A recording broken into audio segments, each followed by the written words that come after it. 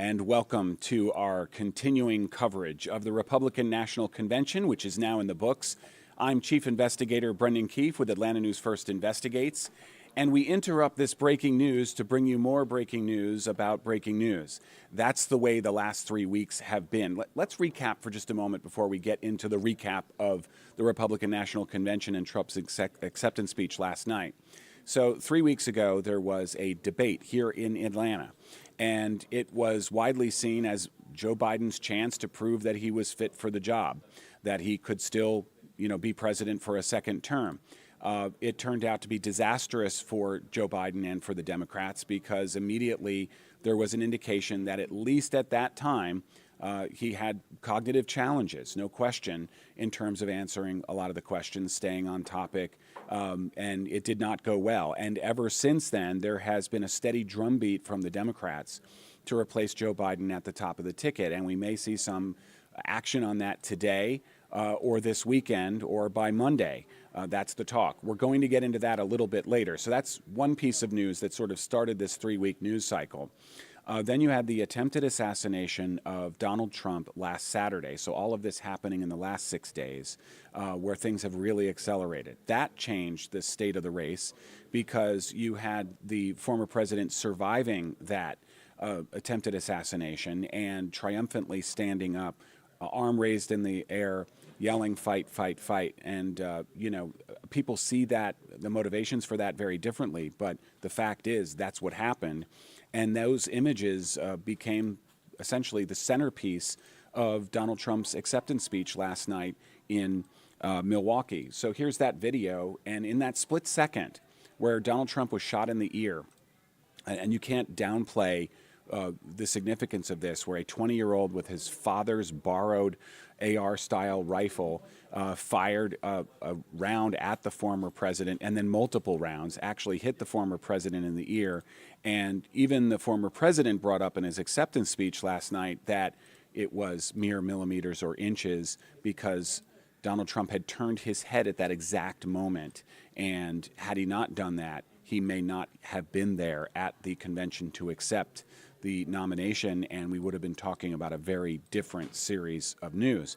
And that's not all the breaking news, because of course the world's computer systems were hobbled, including here at Atlanta News First, including at Delta Airlines and airlines around the world globally because of a problem with a CrowdStrike update.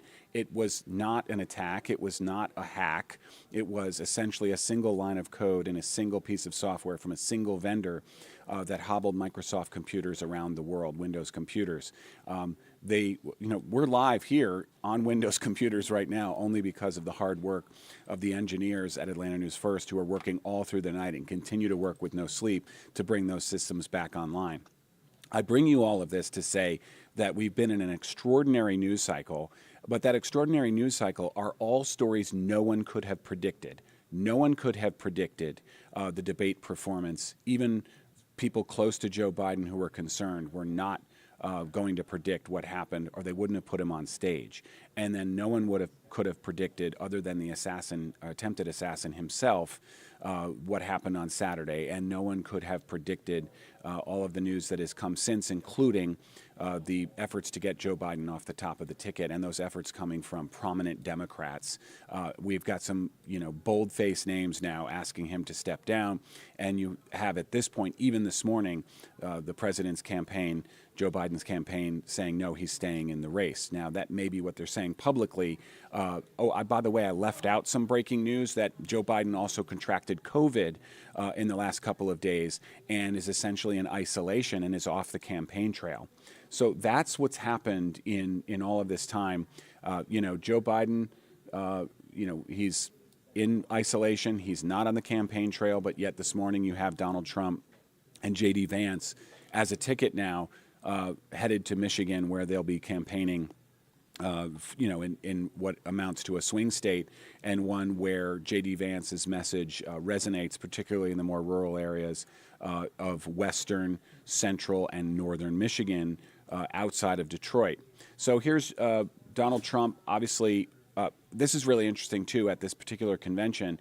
Donald Trump was present essentially every day at the convention. That is unconventional, pardon the pun, because at most of these political conventions, you don't see the nominee until the last day of the convention. They usually sort of stay nearby or show up at the last minute and sort of, march in like a conquering emperor in Rome or something.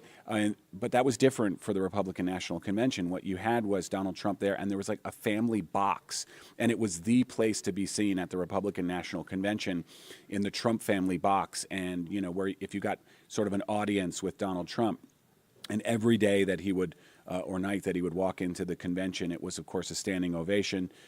These are obviously his core supporters and delegates. But last night, Donald Trump accepted the nomination. No surprise there. That is not breaking news because that was all planned. He's been the presumptive nominee for months and months now. And also, we knew he was going to be accepting that on Thursday night, last night. And in that speech, it's very interesting. He originally had a speech written before Saturday, by all accounts, including Trump's own account. And that speech was, a classic Donald Trump, speech. You know them already. He's been in the public eye for many, many years now, and you know what that speech would have looked like. The speech he delivered last night was very different, at least at the beginning. Donald Trump said he was going to give a speech that was more about unity, and not just unity in the Republican Party, it turns out. He said at one point, I don't want to be president for half of America. I want to be president for all of America, and you can't have victory when only half of America supports you. That's a line we had not heard from Donald Trump before. He's always played to his base, and he's never really looked to expand that base, certainly across party lines. Much of what his speech was talking about the assassination attempt, and they were in very low, low tone for Donald Trump. It wasn't bombastic. It was about him, to be sure, but it was far more of almost like a therapy session in front of the people of the United States. And it was also our first opportunity to hear from the former president himself, who had been shot days earlier. There was no rally since then, no news conference since then. So to hear from Donald Trump directly, his first-person account of what it was like was really stunning. But then the speech veered into sort of classic Trump territory, and that's when sort of the attacks politically on the left, on the Democrats, on Joe Biden and Kamala Harris, because what's really fascinating is they don't know who they're running against yet. The Democrats don't know who the nominee at the top of the ticket is going to be. This morning, it's Joe Biden, but that's an open question, and it certainly was an open question last night. So it's really hard when, Donald Trump has always done, I should say his sort of strategy has always not to go after a message, but to go after an individual. He always sort of targets, and I don't mean to use those terms, especially 6 days after an attempted assassination, but politically targets an individual rather than a message. So what he does is he tends to sort of fixate on the individual and then, tries to shrink them in the minds of the voters. It's harder to do that when you don't know if Joe Biden's going to be the ultimate nominee. And so there was sort of a laundry list of possible nominees that were mentioned, but it was more about the sort of Democrats, and it was more about the policy, immigration, crime, inflation. Those were all center stage there at the convention and in the second half of Donald Trump's speech. And then, of course, you had the balloon drop, and he's now anointed as the nominee for the Republican Party. That had actually happened a couple of days earlier with a roll call vote, but accepting the nomination means that, right now this is solidified. This is sort of the beginning of the end of the campaign, if you will, because now Donald Trump is the Republican nominee, and we don't know who the opponent is yet. Extraordinary. So let's get a wrap-up of what the speech was last night in Milwaukee and what Donald Trump said from CBS News. We accept your nomination for President of the United States. Former President Donald Trump closed out the Republican National Convention days after surviving an assassination attempt. If I had not moved my head at that very last instant, the assassin's bullet would have perfectly hit its mark, and I would not be here tonight. Trump took a moment to honor the retired firefighter who was killed in the shooting. As promised, the 2024 Republican nominee began his speech with Hulk Hogan. Let Trumpomania run wild, brother! Trump and running mate Ohio Senator JD Vance will hold their first joint campaign rally in Michigan this weekend. Sabrina Franza, CBS News, Milwaukee, Wisconsin. The prepared remarks, but when you see them look directly at the screen, and of course we're all familiar now with Donald Trump's sort of gesticulations of, you know, what he does with his hands when he's speaking extemporaneously, it's pretty clear. But when he went off script, he sort of went back to classic Trump. And yesterday on this program, we were saying which Trump is going to show up. Is it going to be sort of a contrite Trump who's been changed by the assassination attempt, or is it going to be, you know, attack Trump who speaks in hyperbole and exaggeration and sort of goes after the political opponents politically? We saw both Trumps take the stage. There was this sort of moment. It was almost like a catharsis, I think. It was planned. It was written. But it was very cathartic. I mean, it was this, it was, dare I say, intimate in terms of this massive arena, but yet you're talking about someone who had a near-death experience. And then there's this shift into now let's go after them. And yeah, we don't know who the candidate is going to be at this point, but we do know what the issues are going to be. And this Republican convention did an excellent job of framing those. You know, this isn't in any way a political statement. I'm right down the middle, an investigative reporter. I find the truth and then report it. But in terms of analysis, this convention went off about as smoothly as any convention could. Very few hiccups, no technical problems, you know, beautifully stage-crafted, very well performed by everybody, and they got their message across. Whether or not you agree with that message, the message was communicated, and you had everyone singing from the same hymnal. You know, there was absolute unity amongst the Republican Party, which I think was not a foregone conclusion just a few months ago. There was a fractured Republican Party. Remember, I mean, we even had the Speaker of the House removed, and attempts since then to replace the current Speaker, Speaker Johnson, because the Republican Party, you know, really couldn't couldn't figure out which faction was in charge at any given time. Those factions have now come together, and they've all come together to support Donald Trump. This was Donald Trump's Republican Party in Milwaukee. There was no doubt. There was no opposition. What a change from 2016. I mentioned before in previous live streams, I was there in Cleveland for the Republican convention. I just happened to be in the arena during the day getting some pictures, and I was maybe 20, 30, 40 feet from a group of people who were trying to use the convention rules. These were never Trumpers, to unseat him as the nominee and basically have a challenged convention, a contested convention, and to have a different nominee. And it was sort of the last gasp. But there were a lot of people in that room that, even if those who were supporting him in the November election in 2016, who were not Trump supporters. All of that has vanished. 2020, of course, the convention was on the lawn of the White House, so because of COVID, so there really was no convention. So this is the first convention, really conventional convention, if you will, since 2016. And what you saw was Donald Trump was, you know, he was the king of the Republican Party, and the Republican Party has now been shaped in his image. You know, there's an old saying, and this kind of fits where Trump is a former New Yorker. You know, you move to New York thinking you're going to change New York, and New York changes you. Well, that's kind of what happened. The Republican Party thought it could change Donald Trump. The opposite happened. The Republican Party is now Donald Trump's party and has been remade. And all of those people who were sort of dyed-in-the-wool classic Republicans, sort of Reagan Republicans, Bush Republicans, who tried to rein in Donald Trump or to unseat him, they are all out of a job. They're out of Congress. They're not in party leadership. And you had people who were opponents of Donald Trump who sort of got in line, and now they're back in favor again because they support him, including his running mate, JD Vance, because JD Vance was a never-Trumper. JD Vance had come out and said, you know, about the most aggressive things you could say against a political candidate in your own party. Some of them we can't repeat on television.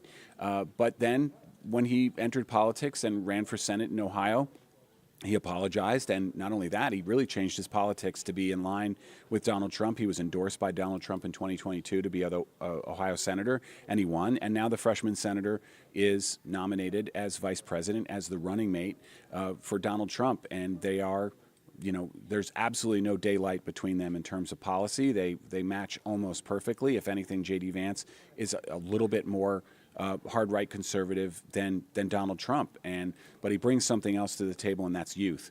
He brings a youthful vigor to a race that doesn't have much of that, and he also brings sort of the blue collar roots, where he's self-made, pulled himself up by his bootstraps. It's a compelling story, and it's one that resonates with people in rural areas in particular, but even ex-urban and suburban blue collar areas in swing states. And remember, that's what changed some Trump voters to Biden voters in 2020, as you had people in these suburbs, for example, here in the metro Atlanta area, who had voted for Trump back in 2016, who switched to Joe Biden in 2020.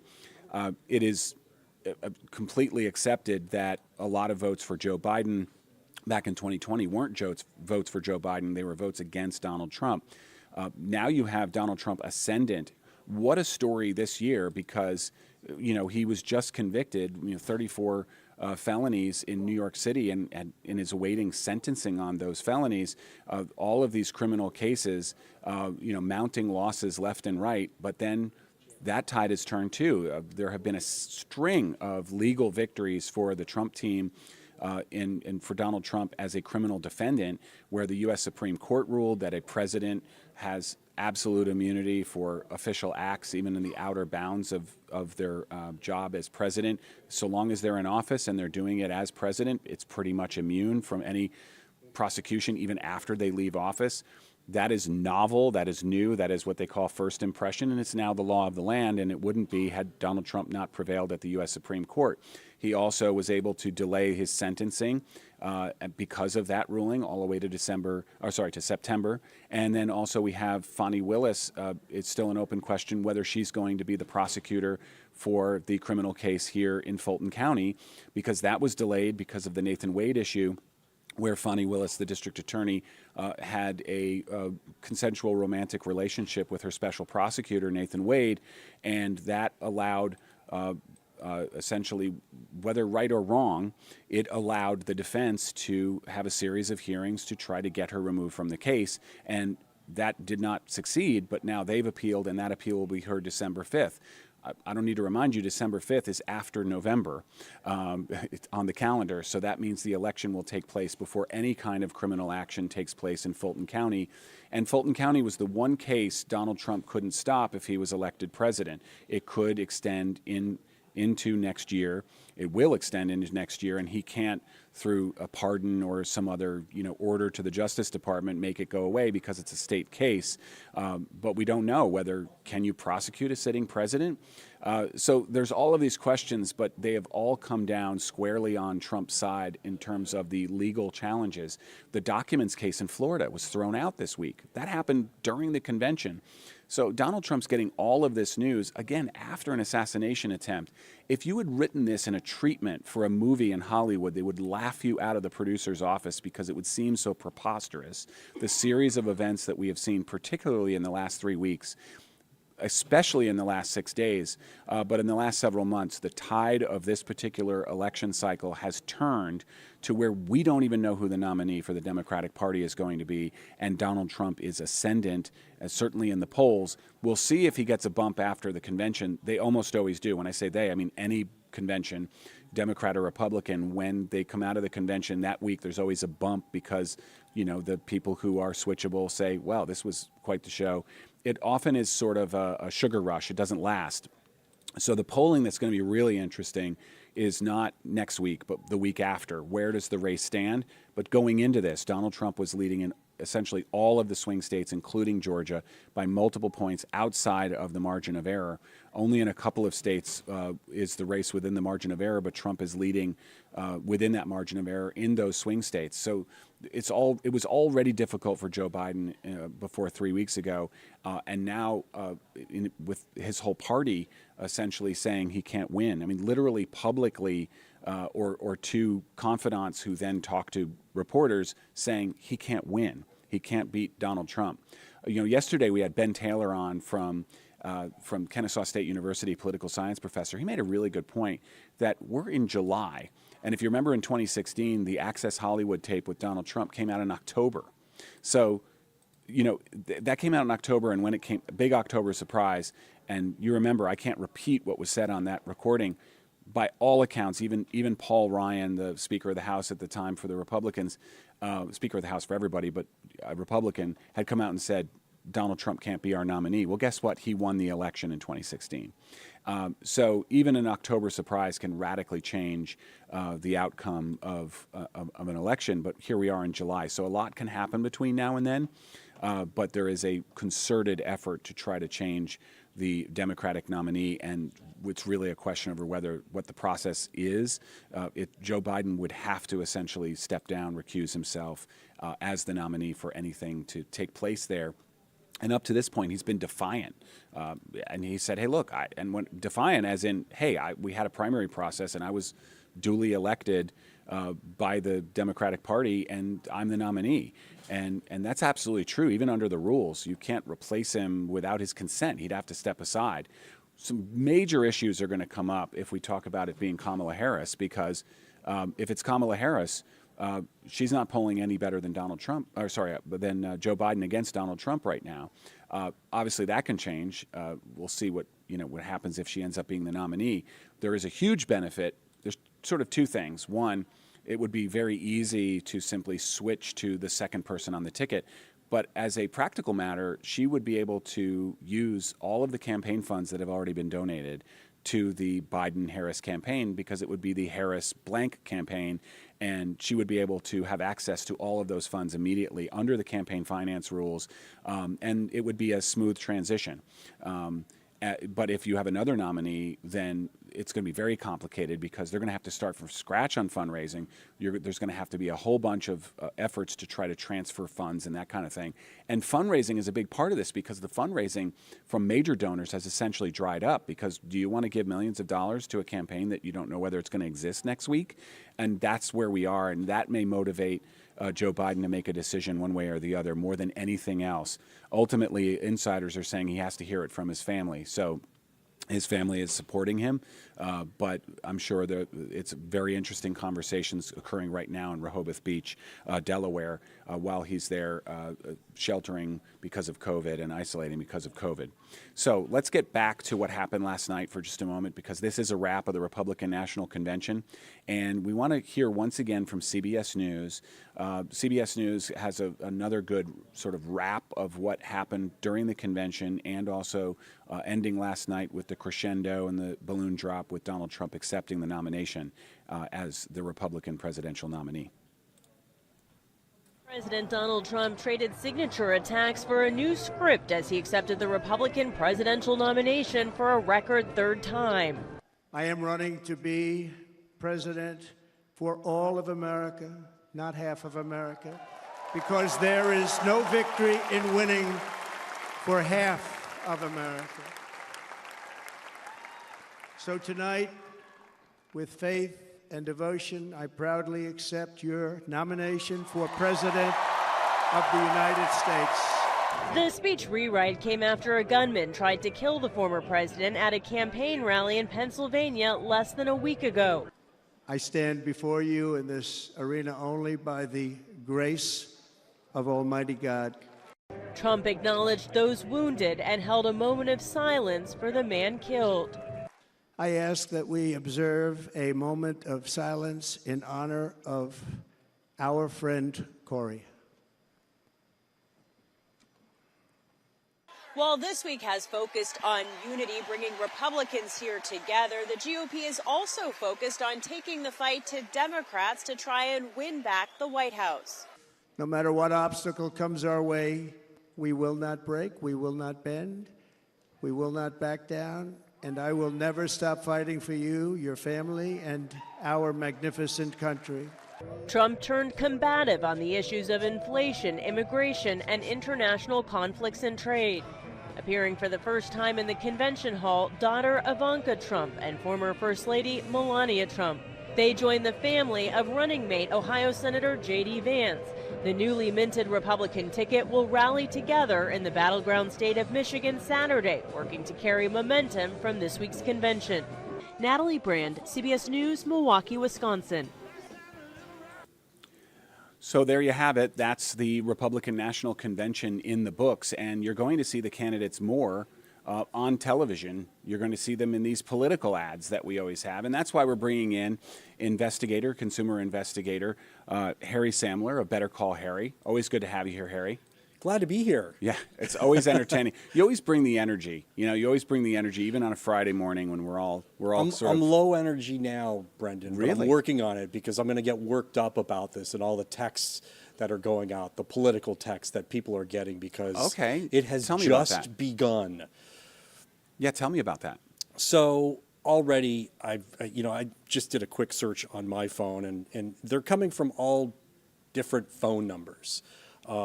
And these are not texts that I asked for, but Harry, will you vote for President Biden this year? And then yes, no, and it goes down as a survey. But if you answer that question, they're going to keep pushing and eventually probably ask you for money. I've got another one here that just, it seems like it's a survey, not really sure. 515 area code. Hey, Harry, who do you plan to vote for president in November? And then it gives me my options. It also gives you the option at the bottom of these to say stop. And that's fine, but what we're finding is that even if you block that number, you're going to get a text from a different number. Well, and if you say stop, aren't you confirming that you're confirming it's a live phone number? It's sort of like answering a robocall. You're telling the computer there's a human on the other end of this line. It kind of puts you on another list, is what you're saying. Well, maybe, yes, maybe. The experts say go ahead, and if it's a political text that you don't want, to go ahead and hit stop. You should not get any more from that number, but chances are you're going to get it from a different number at some point, because everything that I'm seeing here, 877, 276 area code. The bottom line is, and we're going to talk about this later today, is that the FCC's rule is on political text that they're exempt from the do not call list if you've signed up for that, and if you haven't, you should. Interesting. But there's a caveat, and that is if the text comes from somebody's personal phone, like a campaign staffer, they don't have to ask for your permission. Interesting. Well, and they could be spoofing these numbers too. You were saying the FCC, it's also the FTC, the Federal Trade Commission, that manages the do not call list. But yeah, that's really interesting. Like in this case, I have one from a 272 area code. On a scale of 1 to 10, 1 being the lowest, how would you rate President Donald Trump? Opinions USA, stop equals end. Well, I just typed stop. And I got no reply back. Oh, you didn't? No, it doesn't, because it'll usually say, oh, you've been removed from the list.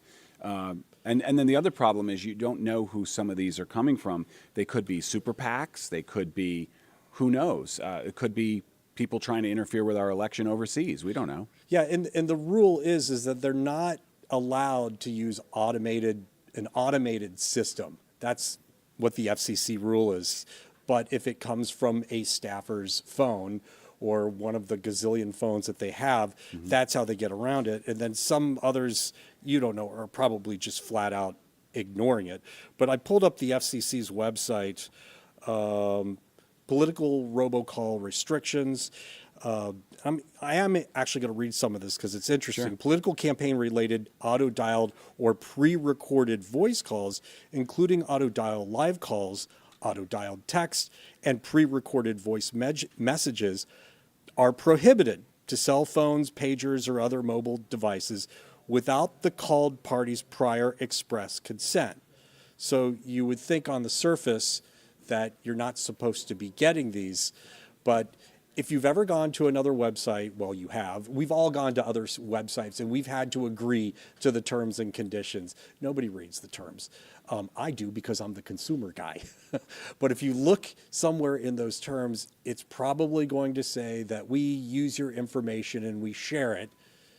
And once you've shared that information, because if it's shared to a political campaign, it's almost like, yes, you have given them permission to contact you, and that's why you're getting the text no matter what. Yeah, that's really interesting. And then the other thing in those terms of service very often, you know, this is the thing about the do not call list, and I know that political ads are somewhat exempt depending on who they're from.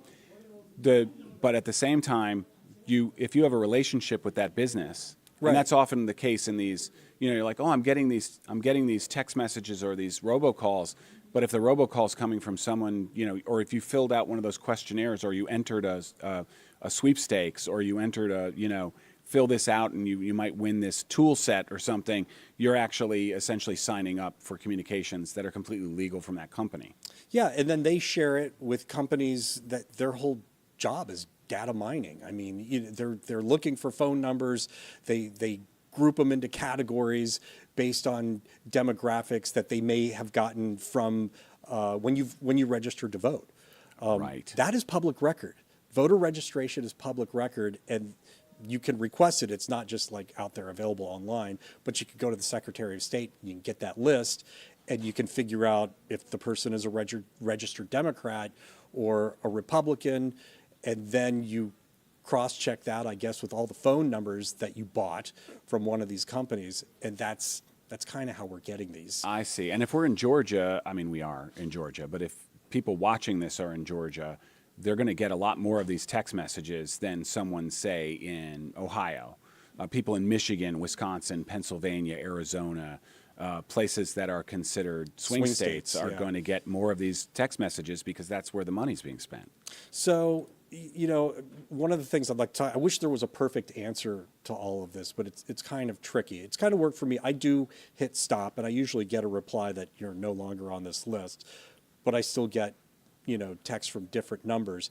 But this is a good time for anybody who's watching now, whether they have an iPhone or Android or whatever they have, to go in there and go into your privacy settings, and there's a specific place for unknown calls and texts. I mean, you could set it that you just received text from known contacts. And I went ahead and did that, but then what I did was, because I know that, like, yesterday I got a text about an upcoming doctor's appointment from a 5-digit phone number, but it's always from that same number. So I went ahead and entered that 5-digit number as a contact. You know, it's from my doctor's practice, and you put the name down. I get stuff all the time. Amazon, you know, you might want to put that down as a known contact, because then you'll continue to get those texts that you really need. Well, that works for some people, but if you're a journalist, for example, you get texts from strangers all the time. If you're a real estate agent, you want to make sure people who aren't in your contacts list can reach you if they want to buy the house you're selling. If you're in any kind of marketing, sales, you know, tech support, I can think of 100 different jobs where turning off or setting to contacts only means you're going to miss out on business opportunities. Right, and that's the tough, you know, that's why I said there's no perfect answer on this one. I mean, this is the world that we live in now, where all of our information is out there somewhere. It may be on the dark web, it may be sold through different groups. We were looking up a couple of websites yesterday. That's all they do. I think one of them was People Finder. Right. And we use those. I mean, like when we're, as investigative reporters, trying to find, you know, somebody to help them, and we're, you know, we know their name and we're trying to reach out to them, or they've been victimized by a certain scam. We want to reach out to them, and we use these People Finder sites too. So it's kind of a double-edged sword, isn't it? It is a double-edged sword, but there's another way that I look at it. You could just ignore the text. I mean, unless you're getting like 5 or 10 a day, you can try and block them. When the phone number comes in, I like that. So I have an iPhone, and it tells me if the call is verified now, and it also gives you the name. You know, if you see that 1 and then 404 and then a number, most likely 9 out of 10 times when I answer that call, it's like a scam call. Right, because they're spoofing the local area code, and they're calling from Macedonia or somewhere. Oh, there was one other setting that you can do on whatever phone you have. You can set it so that you don't accept text from like an email. Oh, interesting. Okay. That it needs to be coming to you from another phone, because a lot of these texts are getting blasted out Using from those email spammers. Yeah, using an email address. So I'm not, right now I'm kind of broadening out. I'm not talking about just political text, but just text in general. So there are some things that you can do. I know AT&T has Active Armor, and if you didn't know about that, it's free. It comes with AT&T, and it's an app, and you go ahead and download the app. Verizon finally came out with something where they're doing a call protect that you could sign up for. But if you want to get to the next level, they want you to pay. I don't think they should make you pay for anything. Yeah. I think all of it should be free, but they are getting better. It's so hard to stop billions, literally billions of political texts that are going out, and we're still in July. Well, it used to be the phone. You know, I mean, when we were younger, the phone would ring and it was a political pollster or something. And then they switched to email because when everybody first got on email, I'm dating myself now, but I was a reporter before the internet. Right. But when email came out, that's how you could, you know, even when you were looking for a job, you could email the CEO and get a response because people were like, "Ooh, an email, I'm so excited." But then we were so spammed by email, that's where the term came from. Came from spam the meat, but you get the idea. And then we figured out a way to sort of turn that off in our head even, or ignore it or sequester it. And then, you know, text became, you know, the way we operate. And so, of course, politics is going to go to text. You know, you were talking about scammers earlier. There's a great cartoon on the internet, and I wish I could name the source offhand, but it said a scammer was contacting someone saying, "I have all of your passwords," and the victim replied, "Oh, great! Can you give them to me because you have them and I forgot all of them or can't find them."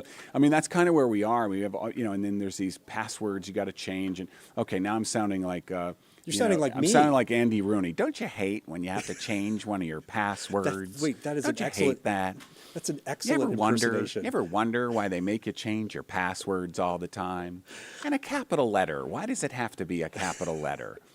But and like half the people watching this are like, "Who is he talking about?" If you're our age, you know. Yeah, if you're our age, yeah, but yeah, you get this sort of, you know, kids these days with their text messages and the politics, but it is kind of a way they're getting in under our protections because you get a text, and if you have a watch, their watch tells you got a text. And if you're in the middle of a meeting that's boring, you want to check it, not here at Atlanta News First, somewhere else, if the boss is watching. But you get that text, and you're like, "Ooh, cool, a text. I'm bored in this meeting. I want to read my text." But that's a way of getting the political message out, isn't it? Yeah. And we believe in the First Amendment, so there's nothing more First Amendment than political speech. You know, personally, it doesn't bother me that much. I mean, I get them. You have the option to read them or not, and I just move on, which is probably the easiest thing to do if you're only getting, you know, a couple a day or maybe one a day or one every few days. But, you know, you mentioned passwords, and this is where I get on my soapbox. I actually am standing on a soapbox, and I'm going to prove it. See, here we go. So you were talking about passwords, and years ago I decided to get a password manager so that you do not have to remember all these passwords, and you can change your password to whatever. I have one password. There's others out there, and it's all encrypted, and you never have to. And if you update a password, let's just say, "Oh, geez, I got hacked. AT&T got, you know, all information was hacked from AT&T. I want to make sure that this doesn't happen again." First thing I'm going to do is change my password. And if you have that password manager, you don't have to remember. You just have to have your master password, something only you know, and then you can start changing things out. So I had to mention that since you mentioned passwords. No, it's such a good idea, except that also means with that one password, I can get into all of your stuff. So, like, maybe do you have your bank under that password? I have everything. Okay, it's so encrypted. if I figure out that password, then I can get into your bank account. That's pretty cool. You could. For me. Well, no, yes and no, because if you took the time to, in addition to that, set up two-factor authentication. This is a good lesson. Yeah, Harry. that's the big. So yeah, have the password manager. It is encrypted. You know, did you see the commercial recently that Apple put out about how they're protecting your information and how they're making it more secure? And it's really hard to get into an iPhone, for example, without the ID or the passcode or the Face ID. Yeah, and it's really hard. I think between those two, if you have the two-factor authentication set up and you have a good password manager and only you know that password to get in, you're fine. Sounds good. I have everything on there, and it's nice to be able to just go change a password and not have to remember it. Any other thoughts, Harry, before we say goodbye to you? No, I just liked your Andy Rooney. Oh, thanks. Yeah, I'm going to... Famous commentator on Thanks. 60 Yeah. Minutes, one of the Yeah. greatest shows of But he was a all curmudgeon, time. and I think you and I are becoming curmudgeons just because we've been around a long time. I'm past curmudgeon. Right. I'm the old consumer guy trying to tell you how to lock down your phone. By the way, get off my lawn. You're done, Harry. Thank you so much for joining us. Harry Samler of Better Call Harry. Before we go, there's one thing I want to address, and it's really the elephant in the room. We've talked about it a little bit, and that is Joe Biden and whether he stays at the top of the ticket for the Democratic Party. It is now the only story, now that we're past the Republican National Convention. Of course, there's still the investigation into the attempted assassination of Donald Trump, but everyone right now is talking in the political world about whether Joe Biden stays on the top of the ticket or stays on the ticket at all, obviously. He is the current president of the United States, which you know, but the question is whether not only he would win re-election, but whether he is even going to make it to November. There's an open question right now whether he makes it till Monday. And it's still Joe Biden's decision. He still has to decide. At this point, he's decided to stay in. Social media earlier today was sharing examples of Joe Biden from just 3 years ago, 3.5 years ago in a 60 Minutes interview. And the contrast between that Joe Biden and today's Joe Biden it doesn't feel like 3.5 years. It's an extraordinary difference. And the campaign is admitting that, he's slower. He has times where he has cognitive issues. And Joe Biden said he had a bad night and a cold, but he also had days to prepare after international travel to get that debate going. I'm not here to pass judgment one way or the other on all of that. These are the discussions that the people at the top of the Democratic Party are having. The names that have come forward so far, and when I say come forward, either through sources or directly publicly, Chuck Schumer, Nancy Pelosi, Schiff, who's running for senator now in California, Barack Obama, all saying Joe Biden has to take a serious look at this or he actually has to step down. I think the political consensus right now, whether true or not, is that it is not a question of if, but when Joe Biden will step down from the top of the ticket and when the Democrats and how they will find their next nominee, whether it's Kamala Harris or someone else, whether there's going to be an open convention, whether there's going to be a mini primary of some sort. And that's still, again, an open question. It all comes down to when Joe Biden makes that decision, if he does. But they're saying basically it's not a question of if, but when.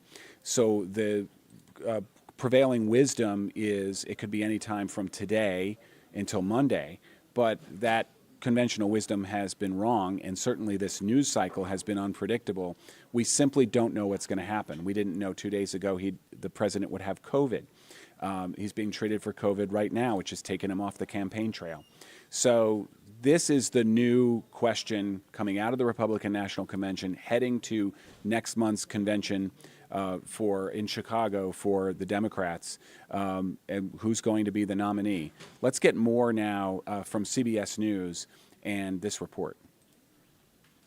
The Democrat Party is in a complete mess right now. It's no surprise many Republicans feel that way, but more and more Democratic leaders are sounding that same alarm. Former Speaker Pelosi, Hakeem Jeffries, and Schumer have relayed concerns of some members of the House and Senate caucuses. This week, former House Speaker Nancy Pelosi shared troubling poll numbers with President Biden on a private call, showing he'd not only lose to his Republican opponent Donald Trump, but he could also destroy Democrats' chances of winning the House. Several sources briefed on the call told CNN. The president was said to have pushed back, pointing to different polls showing he can win. Either he has to win overwhelmingly or he has to pass the torch to someone who can't. It's as simple as that. A growing number of Democratic lawmakers, including some senior leadership, have shared their concerns publicly in recent days, words that may be taking hold. One senior Democratic advisor now tells CNN the president is becoming receptive to talks of stepping aside, even asking those close to him if they think Vice President Kamala Harris could win. Kamala Harris actually does a point or two better than Joe Biden in some key states. And if the powers that be in the Democrat Party can convince him to move off,